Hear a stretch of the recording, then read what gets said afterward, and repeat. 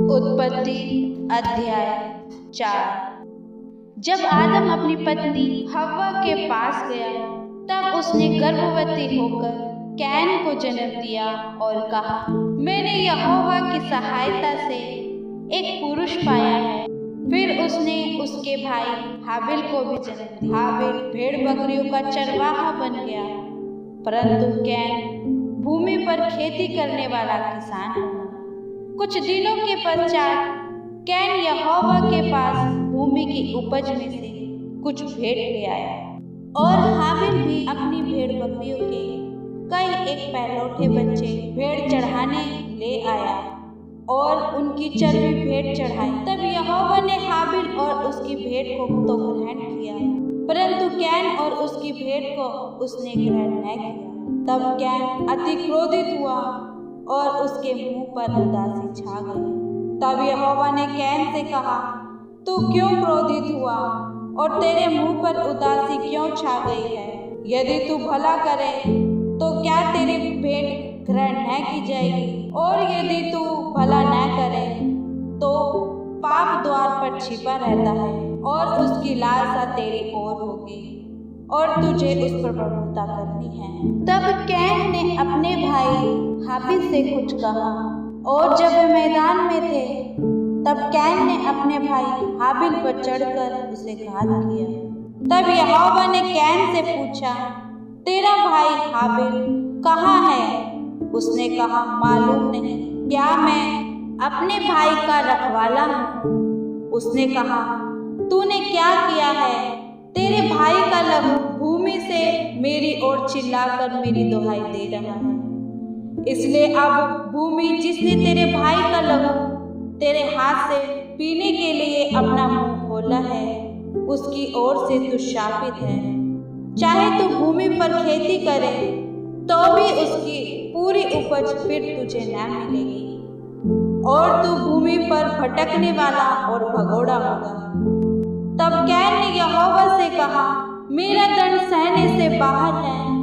देख, तूने आज के दिन मुझे भूमि पर से निकाला है और मैं तेरी दृष्टि की आड़ में रहूंगा और पृथ्वी पर भटकने वाला और भगोड़ा रहूंगा, और जो कोई मुझे पाएगा मुझे घात करेगा। इस कारण यहोवा ने उससे कहा, जो कोई कैन को घात करेगा उससे 7 गुना बदला लिया जाएगा। और यहोवा ने कैन के लिए एक चिन्ह ठहराया, ऐसा न हो कि कोई उसे पाकर मार डाले।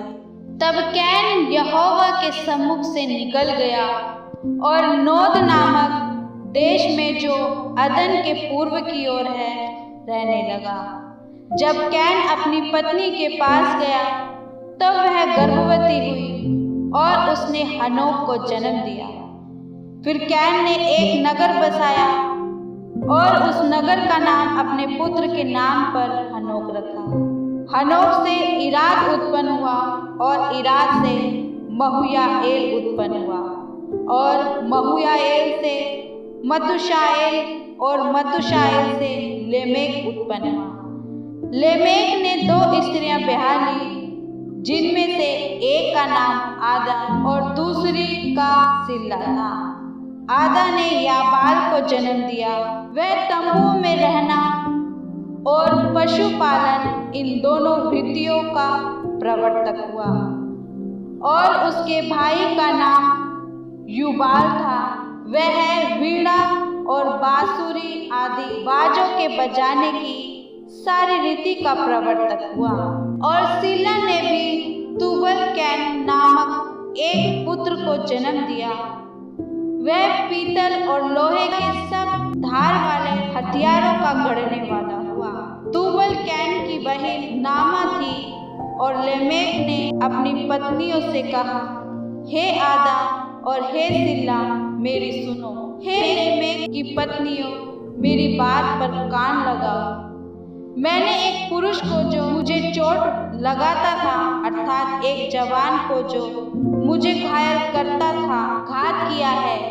जब कैन का बदला 7 गुना लिया जाएगा तो लेमेक का 70 गुना लिया जाएगा।